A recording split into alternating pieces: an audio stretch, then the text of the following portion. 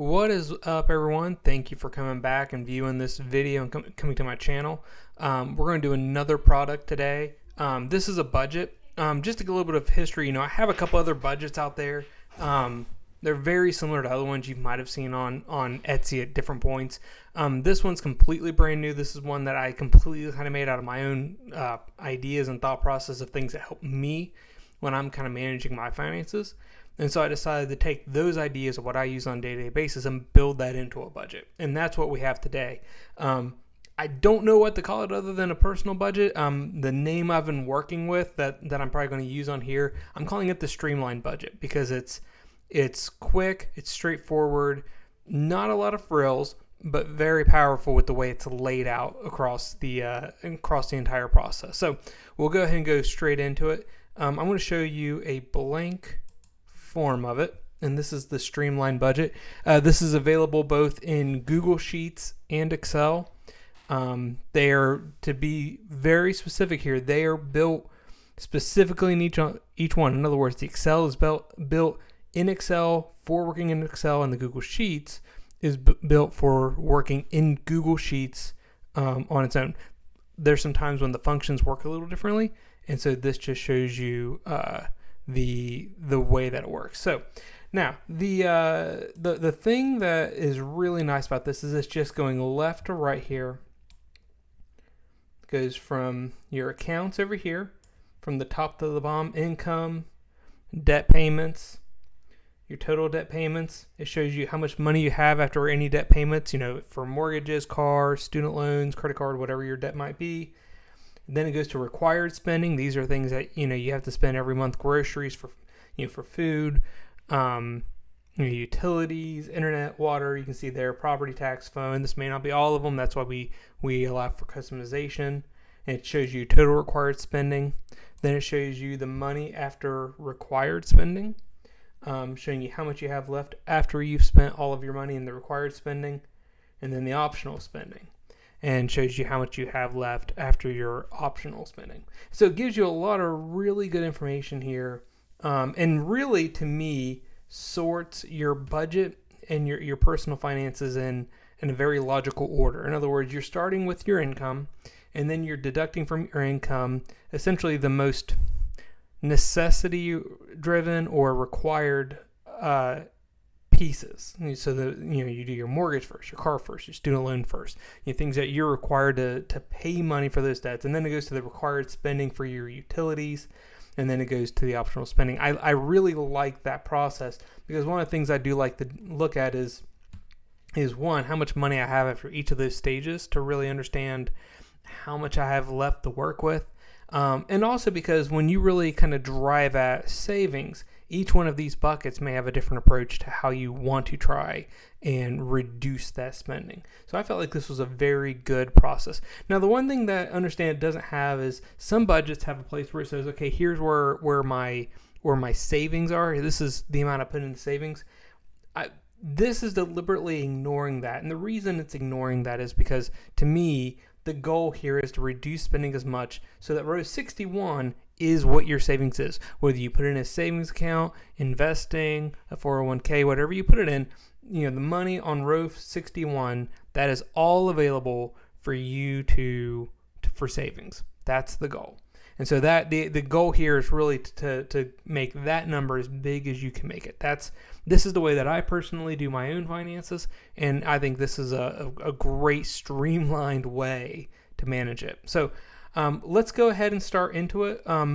Before we start actually entering transactions, just a couple things I'm going to show you on here. One, these are all customizable. If you change row C here on any one of these, you can customize them. Notice that some of them here are kind of blandly written as income one. So if you wanted to say savings bonds, if you had interest from savings bonds or something like that, you can customize it there. And in some cases, if you need, let me go ahead and undo this because we're not going to use that one. And let's say you need some more, spending down here, you need another one. On any one of these groups, you can add or delete expenses or income items. All you need to do, if you need to delete one, just highlight the whole row, click delete, and you're good. If you need to add more, it might take a little bit more work. So if you need to add an account to one of these, it's still simple. you want to go to this last tiny little row between your last account and the total for that spending group. And you just want to go here, you want to click insert. And then the one thing you want to do is you want to highlight here, across here for this row. And you just want to grab that row. And let me actually scroll it so you can see over here. You want to highlight that entire row across there. And you want to get this little green corner. You want to hold down the left click and drag. And what that does is that brings over all the equations, and it actually brings them down. And what's really nice is, let me show you here, this thing automatically adds it to the subtotal there. So you don't have to do any change into your subs. You can do this to any of those, and then you just type in the name. We'll just call this required 4. I'm not very creative at names at times. And that's how you do it. The same here. If you want to do it, we'll do it a little quicker. Just go right here to this row in between the last expense and the other spending. Right click, insert. Go over here, hold down the left mouse, drag across here till you get to the very end, trying to get it to show here. And then left click and pull down. This is probably like one of the biggest questions I get on Etsy is how to do that if you need to add other expense accounts or income accounts. And that is how you do it. Real easy to do, but wanted to show you that before we get going. So going across here, like I said, you can see here, we start with the income, debt payments, require spending, and then like I said, we had the first two groups here are actually, they self-total. These are totaling based off the results on the individual months that you have coming up. And so this part right here shows the math. So you always start with your summaries and your averages, and then when you go to the right, you show the totals. Now, one thing I do want to show here, let me get this. When you buy this, or if you have bought this, it comes naturally like this with the panes frozen here. So in other words, as you go across, one of the nice things is you can still see your expense accounts, which is nice. I just want to show it. That's how it normally is. And so you can see here, if you go over here, you can see January, February, March, April, May, June, July, August, September, October, November. Now what's really nice about this is there's some stuff hidden in the background here that when it's calculating year to date in the monthly averages, it's calculating it based on the current month you're in. So in other words, it's only taking the results through to September. And the reason I say that's important is for the following reason. Let's say that you set a budget and you've set a budget for your income and expenses and you want to always be able to compare. This thing knows that if it's through September, to check your results through September, but not count the October budgeted numbers. And so it does help you to see your actual results. And just to show you what that means, if I put $5,000 in October and $5,000, actually let me go over here now. You set up at $5,000 in October. If I scroll over here, it's not counting that in the budget. It's not supposed to, because as of the writing of this is actually September 19th. So it's only counting things through September. So it knows not to count October. However, if I put something in September, it's counting it in the year to date. And so it's counting everything. Put another right there. Let's do 5,300 just to show you that. See, now it's showing these. And so what's really nice about this is it's showing averages and year to date based off of the current month you're in. And I'll just show you where this is if you ever need to see it. If you go in here and then hide, this shows the last month. We're in 9 right now. It's actually calculating based off today. So the moment that you go to October, this thing will roll to October and start giving you year-to-date information through October.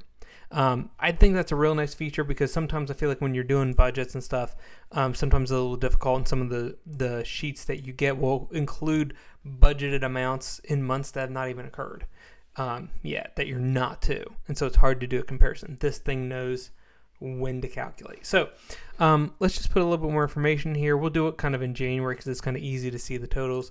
Let's just say we do, actually, let me go over here real quick and we'll just take this out, take a little bit of information out of here. But you know what this does, and we'll do a little bit of, see, let's say we put a wages of $5,000. Let's say you have a little side hustle, you make $350, interest of $50. Notice it's totaling at the bottom. It's also totaling in the year to date. The monthly average looks a little wacky because it's missing all the extra months. But you can see here everything's auto-filling as we go. And again, if you go over here, let's say this is $6,435. And so now you see it's actually adding a little bit of information there. It's showing your variances as you go as well, which is really nice. Now let's start adding some expenses. Let's say you have a mortgage of about $1,200. Let's say your car loan's about $150. We'll just say that this month it was $1,250 for some reason. This is $100. And you can see here what it's doing is in row 28, it's calculating how much money you have left after various debt payments. So let's actually put 5,200, 425, 65, and let's put the mortgage at 1235, 110, and you can see here it's now calculating how much money you have left after all your debt payments. So let's go ahead and add a little bit more and just show the math going down. If you go to the electric and say this is 150, that'd be a cheap electric one. I'd really like that, 50 and 35. And let's say these come in at 35, or let's say this come in at 140, 45, and 45. And you can see here now it's doing the math of money after required spending, which is really nice. Then the last one is optional spending. This is stuff that in most cases you could do without. You don't need, it's entertainment, clothing, merchandise. Now granted you need clothing, but a lot of times clothing isn't necessarily like a necessity because you already have clothes for the most part.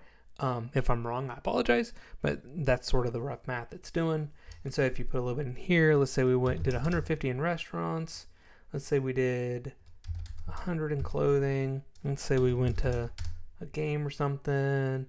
Let's say we had $300 in merchandise. Other ones, by the way, in here in optional spending, you could do home improvement, things like that. Goodness knows that seems to be one that I spend a lot of money on. But let's go ahead and we'll put this at 200. Let's put this at 150. Let's put this at 200 and 200. And now you see here we're at 3,000. We have 800 total other spending. 750 was our budget. We did a little bit better. But what's really nice here is when we're done, when we're at 63 now, in the area that says money after all spending, it shows you how much you have left. This is the stuff that you can save. This is money you can use to pay down more debt if you need to, invest. If you want to buy something a little bit extra, that's perfectly within your options. But this shows you in each stage, and just scroll up here and talk about the stages again. This shows you from each stage, from the money you came in, to your debt payments, to your required spending, and to your money after all spending. Shows you from top to bottom how you're doing, how your performance is. And you know what? If for some reason you don't need one of these sections, let's say you didn't need the debt payments at all, I would not delete them. Just to be clear, if you delete this, it might get a little wonky. But if you didn't need that, you could just hide it and just start with required spending. It's that easy. So you can set this up however you feel like you need it to be set up. So if for some reason you don't need that extra mortgage section, that debt payment section, you are perfectly, just hide it. You won't even know it's there, other than that you'll see that you got a couple rows hidden. But that's really it. Like I said, this is available both on Google Sheets and on Excel. This is the very first version. This is a fillable version where you just kind of total it up. Over the next couple days or weeks, we're going to actually get ready to change this, do some more modifications, and this is one that we're just going to keep building out information on.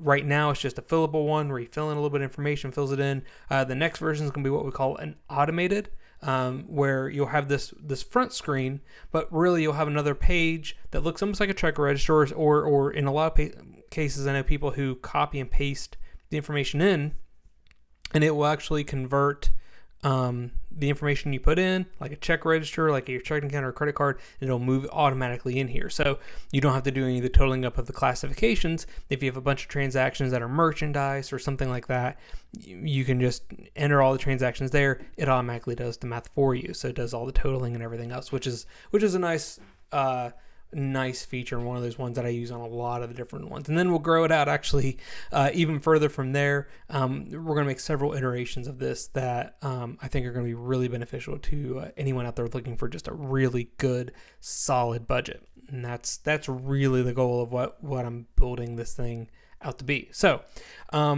like I said, if you have any questions, leave them in the comment section. The listing for these two items, or for this item here, but the Google Sheets and Excel, they're in the comment section, so you can see that, or in the description. So go over to the Etsy page, see it, look at it. If you like it, consider buying it. If you've already bought it and you're actually using this to see the instructions, the tutorial, thank you. Like I said, we really appreciate it. Right before we go, I did forget. I'm going to show you one version of this that's all filled out, or at least filled out through this month. Let me get back to my screen. This is what it looks like if you really have it all filled in. And I'll show you cross-check. Like I said, you can see here it's already pre-built. You can see all the information in there. I didn't fill in all the expenses. There's a few that I'm missing there. But most of them you can see what it looks like. And like I said, right now, like I said, it's defaulted into showing September year-to-date results. Like I said, it's automated. The moment you go to June, it'll start calculating it through year-to-date and through the averages through October. So I wanted to show you that real quick. I forgot that I have what I call like a completely filled out sample version here. I wanted to show you that so you can see what that looks like. But that's it. If you like this product, like the instructional videos that we're given on these different templates, please think about subscribing to the page. Please think about going over to our Etsy page. We'll leave the address for that down in the description as well. Please consider watching us on Facebook or going to Facebook or Instagram for us as well. We're on there. We're trying to share our stuff on there as well. Thank you for watching this. I hope you have a great day. And if you bought this, again, thank you. If anyone has questions or comments, you can always go to Etsy, message me on there, or you can always email me as well. Thank you guys, and have a great day.